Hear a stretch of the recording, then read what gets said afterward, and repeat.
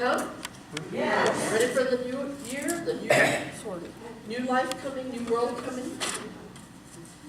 Okay, well that's wonderful. So, Oprah Winfrey said, cheers to a new year and another chance to get it right.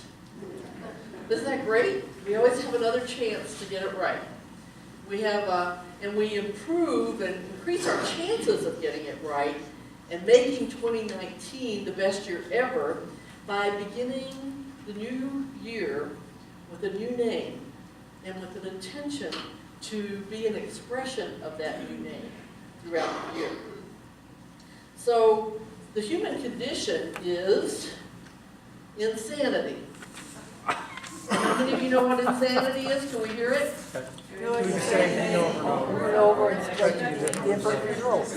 Yeah, doing the same thing over and over and over and over again, expecting that somehow our life will be different if we just remain the same. And the spiritual solution is sanity, okay? Doing ourselves differently so that we experience different results. And one of the things that I love about this is that I can't change other people, and neither can you, except we can. You know how we can change other people? By giving them something different to respond to. Okay? If we're getting the same thing and there's a pattern going, we can be the one that makes a change. We can be the one that responds differently, that says something differently, and then the other person has something different to respond to. So I think it's very empowering to know that when I change, when I up my personality, when I go up to the next level, then I've got a different level for people to meet me at. So during the white stone ceremony that will be the majority of the service today, we will catch Spirit's vision of a new name. And that new name is not something that other people are going to call us from now on, so you don't have to worry about changing any of that. But it's rather a spiritual intention. It is, so we'll get the name, and then later today, or the latest tomorrow morning, I know every one of us is going to flesh out that vision, that name, with action steps that we commit to follow.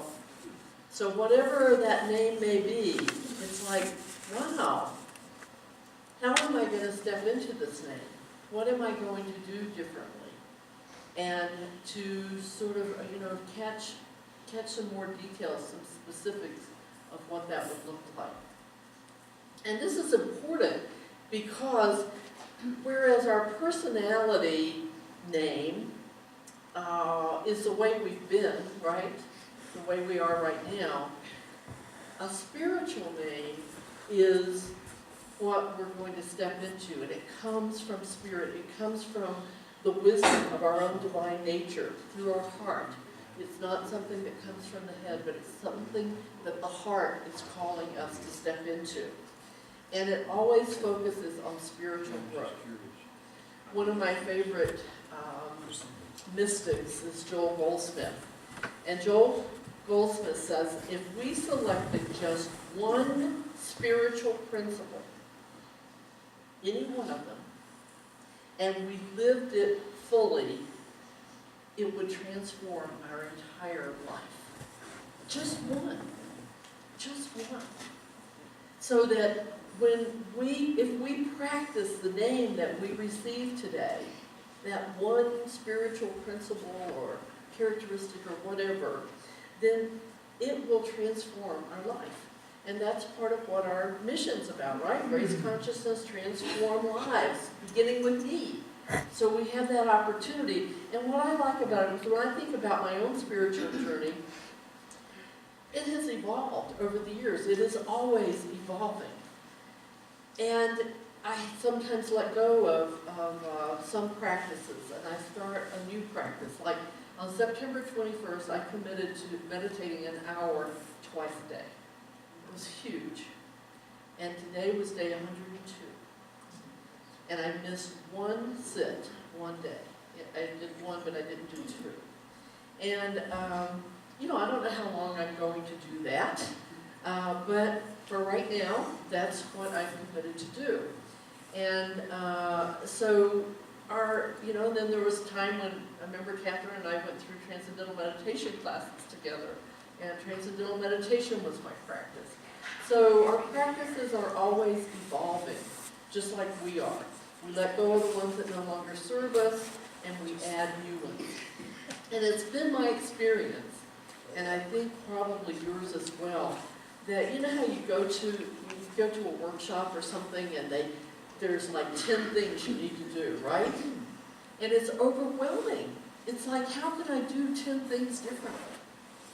But if we can just pick one thing, and that's what today is about. It's about receiving that one word, that one name that we want to embrace this whole year, that we want to make it our focus every day to step into that new name. So it's doable. Ellen Goodman said, "We spend January 1st walking through our lives, room by room, drawing up a list of work to be done, cracks to be patched. Maybe this year," she says, "to balance the list, we ought to walk through the rooms of our lives, not looking for flaws, but for potential." And that this new name we get that's our divine potential.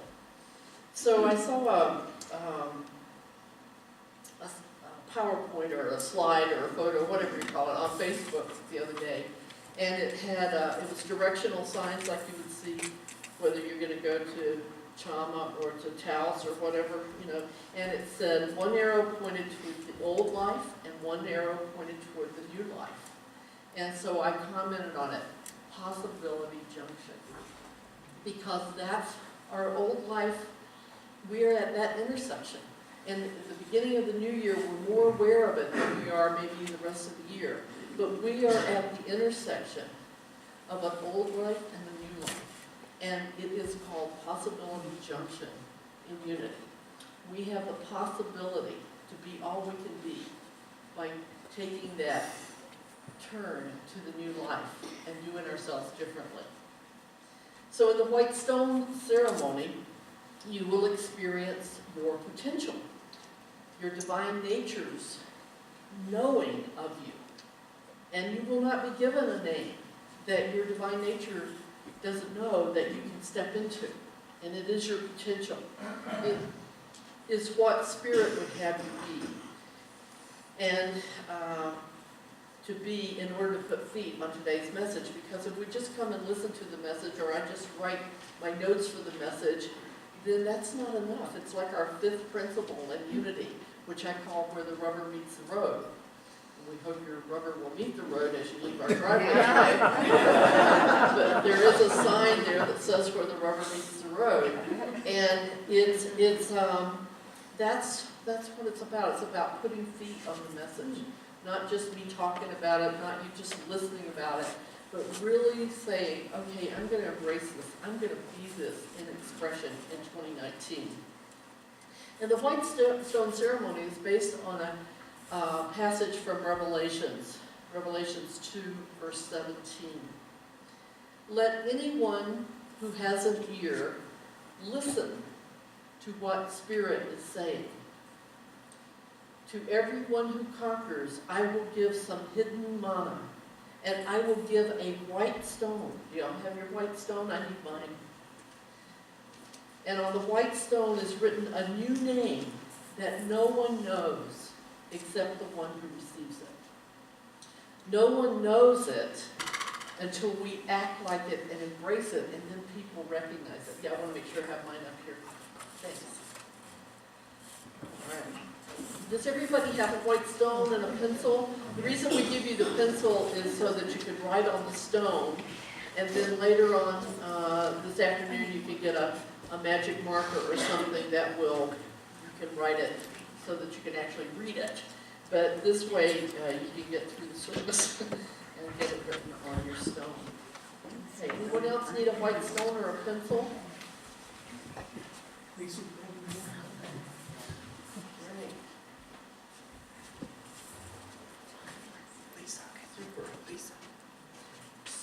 So some of you may have heard of, how many of you have heard of Emily Cady? Okay. Emily Cady wrote a book, well, she didn't write a book, she wrote 12 lessons at Charles Fillmore, our Unity co-founder's request, describing what we teach in Unity. We call it the foundational lessons of Unity, and it's been taken from these articles that were in Unity magazine, and it's in a book, and the book is called Lessons in Truth. How many of you have studied Lessons in Truth? Okay, not enough. Not enough. It is a foundational book. If you want your life to, really understand what Unity teaches, so you can put your life in alignment with it, this is the foundational book. I have probably read it at least 20 times, and I've taught almost that many classes on it. And before I became a minister and licensed teacher, I went to several classes on it. It is a wonderful book. And you get past the language. It was written in the 1890s, I think. And so there's language, there's words we don't even understand now. But it's a delightful book. And what Emily Cady says in Lesson 9 of Lessons in Truth, she says, the white stone is a cleansed consciousness. And our consciousness is our thinking and feeling. That is ready to accept the revelation of our true relationship to God as a child of the living God. It is the illumined state of mind in which we accept our true spiritual name of I am, the Christ. When the mind, our consciousness, is unenlightened and filled with conflicting beliefs, anybody relate to that? It cannot accept the good news of our divinity. However, when we begin to discipline our thinking and feeling, when we turn to God in the secret place, and God reveals the truth about us, then we are able to accept our new name or nature. An ancient custom was to hand to an acquitted prisoner a white stone signifying his starting life afresh and free from stigma. The white stone signifies for each of us a fresh start in life, free from tension, upsets, disappointments, and resentments of the past. She says it is a time when we come into a consciousness of our spiritual nature, that's our spiritual name, and do all that is possible to express and manifest this nature. She says just to know that we are spiritual beings is not enough. Right? That's what our fifth principle is, that knowing these spiritual truths is not enough. We have to live them in our daily life. She says knowing that we are spiritual beings is only the beginning. For then we must begin to live the life as a child of God by using aright all the spiritual powers or qualities that make up our divine nature. And I'm going to do a whole series on those spiritual powers beginning in January. Those are what we call the 12 powers in Unity. This means, she says, that we must discipline our thinking. Oh, God, really? We're going to discipline our thinking, feeling, speaking, acting, and reacting so that we do it according to truth until we are governed by the Christ, our spiritual nature, and all that we do. For those of you that were here for Christmas Eve service, we had the 12 candles that represent the 12 powers. And people came up individually and lit those powers, calling them forth under the light of the Christ kingdom, the Christ light. And that's what we're asked to do. So whatever name we get today, we're asked to allow it to develop and to be, Jesus trained the disciples. He only had 3 years, by the way. He trained the disciples to go forth out and into the world. And that's what you and I, the Christ of our nature, is training us, calling forth these powers. And you may get one of those powers as your new name today. At this point, we don't know. We'll see what the Spirit has in store for us. So here's the white stone ritual. I invite you to hold your stone in your hand as we turn within for an extended sacred time of shared prayer. At the end of the ritual, you'll have an opportunity to write your new name on it with a pencil. And then when you get home, you can write on it with an indelible marker, you can put it on your altar, and you can make that list of goals or objectives. How are you going to express this new name? So I invite you to bring yourself into a conscious awareness of the present moment by becoming the watcher. Just observing your breathing as it finds its own rhythm and pace. And just allow each breath to gently dissolve any physical discomfort, any mental chatter, anything that would distract you from this sacred process.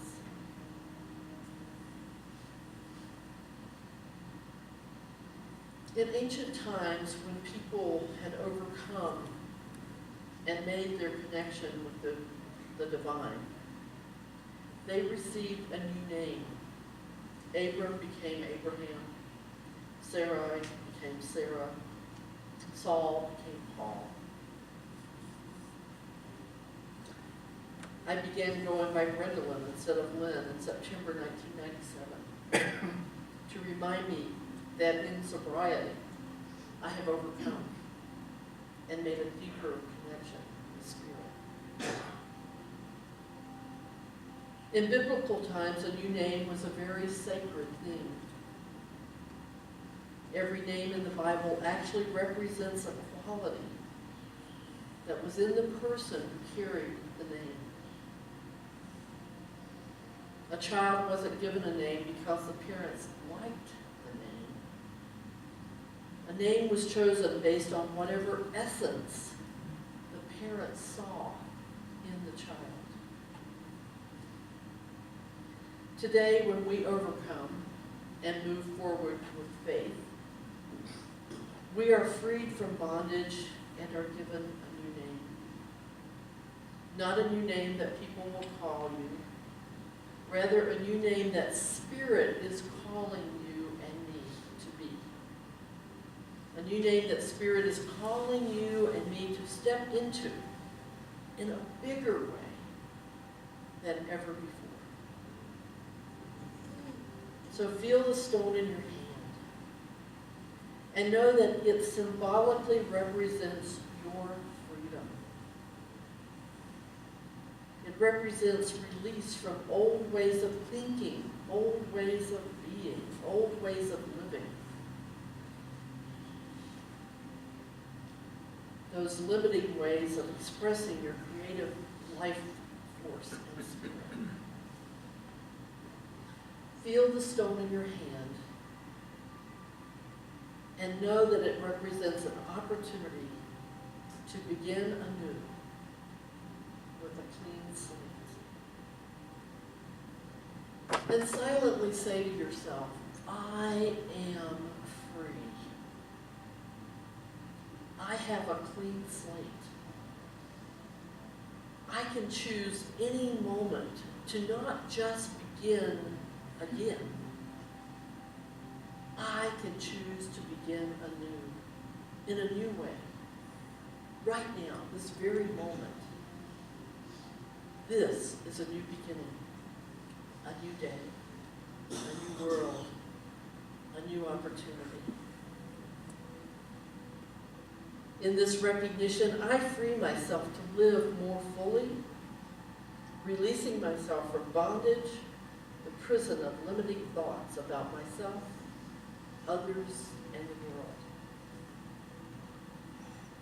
Today, I will receive a new name, for I have overcome adversity. I have freed myself to live more fully conscious of the activity of spirit in every aspect of my life. And now begin to invite the whole Spirit of God, the Holy Spirit, the I Am, into the consciousness of your heart and mind. And hear it say, "Behold, I make all things new." This white stone is the promise of a new life. Whatever has happened in the past is over. This stone is a sign of my ability to begin anew in this moment, to know that I am free from all that has bound me. In a few moments, you will have time to allow Spirit to speak directly to you in the silence and reveal to you a new name. I invite you to prepare for that by breathing as if you're breathing through the heart.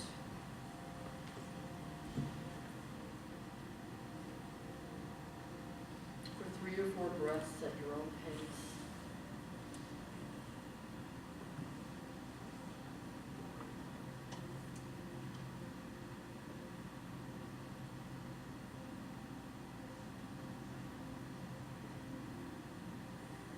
And allow yourself to recall something that gives you a feeling of rejuvenation, of compassion, of generosity, gratitude. A time when you were on top of the world. And just continue breathing through the heart as you feel that rejuvenated feeling. And as you feel that feeling, let the name come to you easily. Not trying to make it happen with the intellect. Hear it back to you. It could be a name, an insight. What are the 12 powers? What will your life be called in 2019? Is it a name, a title, a spiritual principle, a new state of being? In this moment, allow yourself to simply open to the activity of the Holy Spirit as you silently say, "My divine nature reveals my true essence. My divine nature reveals my next step. God as me lives a joyous, peaceful, fulfilling life." And then begin a time of silence with the words, "I am," as Spirit reveals what it wants for your life in 2019.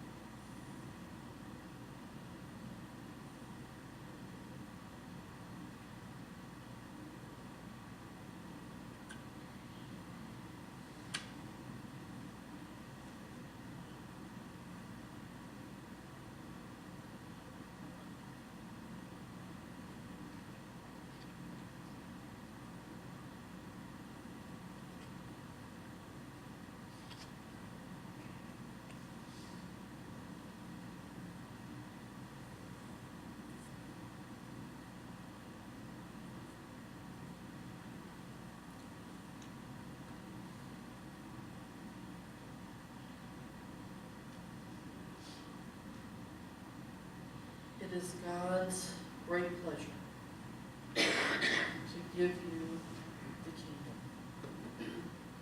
Accept this consciousness of ever-increasing good in your life, and allow a feeling of gratitude and thanksgiving to flow over you for receiving this new name, knowing that along with it comes the power and guidance to achieve all that you desire. This is your new name. You see it, silently decree it, claim it with conviction by silently saying, I am that. I am that. I am whatever that name you were given.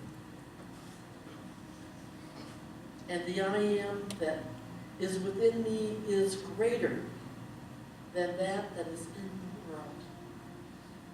I am in the flow of the most amazing grace, on the path to the most amazing greatness I can imagine.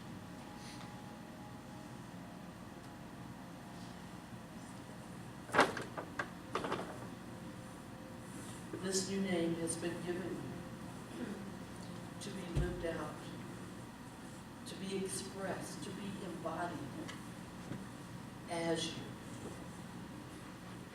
It is what your divine nature is calling you to be or do. It is a whisper from your soul that you are so much more than you ever have let come into expression. I encourage you to place this white stone on your personal altar as a reminder of that promise. And as we gently bring our attention back to this time and place, silently say, thank you, divine nature that I am, for the courage to begin again by embodying my new name and my new life. Thank you, thank you, thank you, that it is so, so it is, and so I am. Amen.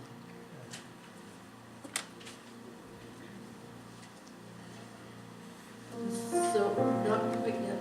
And so, the way we put feet on this, obviously through prayer and meditation, today, through this meditation, you've received your new name. If it didn't for any reason come to you now, it will come to you before the end of the day. That's my prediction. And later today or tomorrow, again in meditation, flesh out the vision. What action steps is it calling you to take in this new year? And then every day in prayer and meditation, open yourself to Spirit's guidance regarding what is yours to do today, to live the spiritual intention. And I invite you to join us tomorrow night if you want to have a wonderful experience of releasing, tangibly writing down all that you want to release, burning it in a burning bowl, and then writing a letter from God and a letter to God that focuses on the new year. How many of you received your letters from last year? Yeah, pretty cool, huh? So we send them out, we keep them in the prayer box for about 11 months until around the 1st of December next year, and then they will be mailed back to you. And they'll be sealed in an envelope that you have written your address on. So, the Dalai Lama says an old day passes, a new day arrives. The important thing is to make it meaningful. And to the extent that you and I make each day meaningful, we are blessed and we are blessed.